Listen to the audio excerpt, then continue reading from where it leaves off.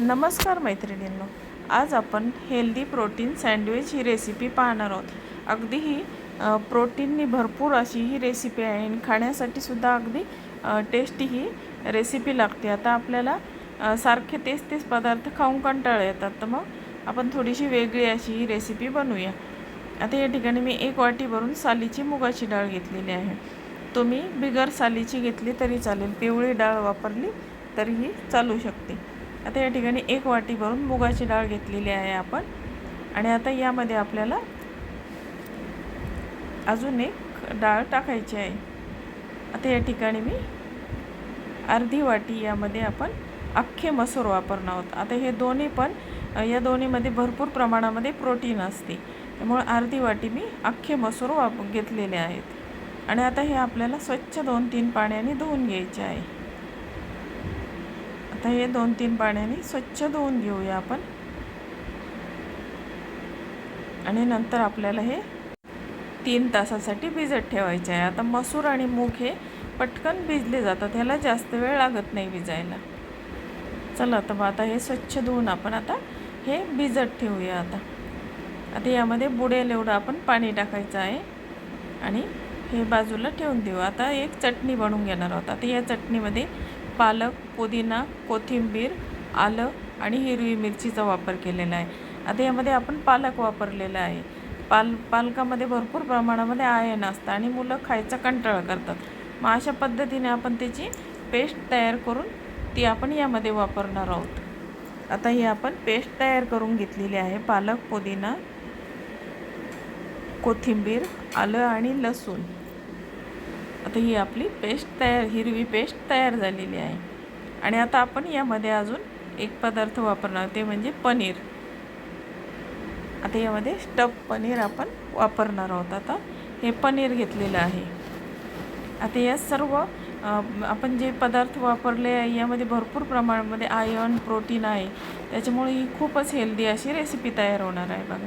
आता ही डाळ आपली भिजलेली आहे बघा. आता हे 3 तासांनी आपण ही डाळ काढून घेऊया. आता 3 तास झालेले आहेत आणि अगदी छान भिजलेली आहे ही मसूर आणि डाळ आपली. आणि आता या डाळीमध्ये आपण वाटताना यामध्ये लसूण,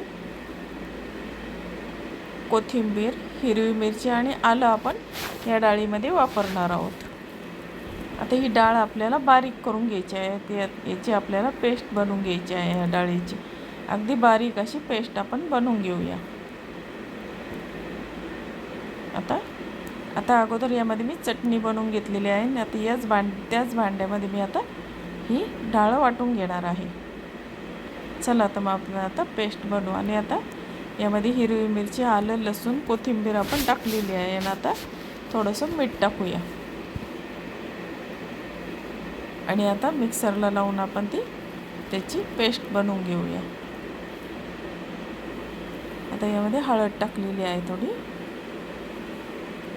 आणि थोडासा हिंग टाकलेला आहे. आता आपली पेस्ट तयार झालेली आहे.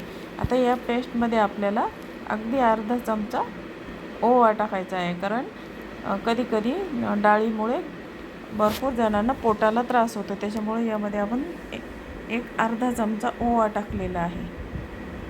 आता ही पेस्ट तयार झालेली आहे. आता हे मी इलेक्ट्रिक सँडविच मेकरमध्ये करणार आहे. तुमच्याकडं जर गॅसचं टोस्टर असेल तर तुम्ही त्यामध्ये सुद्धा करू शकता. आणि आता हे टोस्टर घेतलेलं आहे आणि त्यामध्ये अगदी थोडं प्रमाणामध्ये मी तेल टाकलेलं आहे खाली, कारण ते सँडविच चिटकू नये म्हणून आपण याला थोड्या प्रमाणात तेल आपल्याला यामध्ये टाकायचं आहे.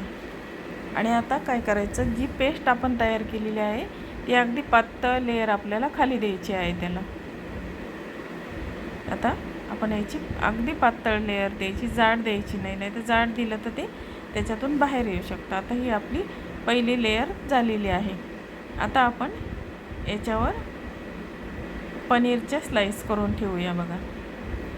आता यामध्ये आपण पनीर ठेवूया. अगदी पातळ स्लाईस करून आपण यामध्ये पनीर ठेवलेलं आहे.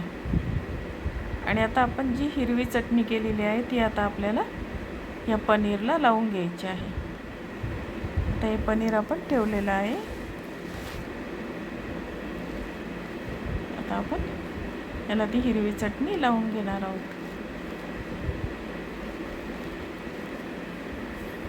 आता यामध्ये डाळी आणि पनीर यापासून भरपूर प्रमाणात प्रोटीन मिळते आणि ज्यांना डायबिटीस आहे त्या लोकांसाठी तर ही अगदी हेल्दी रेसिपी आहे बघा. आता यामध्ये आपण पेस्ट लावून घेतलेली आहे आणि पुन्हा आपल्याला ती पेस्टची एक लेयर द्यायची आहे. आता आपण ग्रीन चटणी लावलेली आहे त्याच्यावर आणि आता पुन्हा एकदा त्या डाळीची पेस्टची लेयर आपण देऊन घेऊया वरती. ही सुद्धा लेयर आपल्याला थोडीशी पातळ द्यायची आहे, जास्त जाड द्यायची नाही. बघा आता हे आपण लेयर देऊया आणि तुम्ही जर गॅस टोस्टरवर केलं तरीही छान होते याची तयार. आता माझ्याकडे ते गॅस टोस्टर नव्हतं म्हणून मी इलेक्ट्रिकमध्ये केलेलं आहे. आता ही लेयर आपण घेतलेली आहे आणि आता बघा आपलं हे सँडविच तयार झालं. आता आपण हे बाहेर तळलेलं सँडविच खातो त्याच्यापेक्षा हे विदाऊट ऑइल आपलं हे सँडविच तयार झालेलं आहे बघा. याला कोणत्याही प्रकारचं मी जास्त तेल वापरलेलं नाही. अगदी टोस्टरला ते चिटकू नये म्हणून थोड्या प्रमाणात तेल मी वापरलेलं आहे. तुम्हाला जर रेसिपी आवडली तर लाईक, शेअर, सबस्क्राईब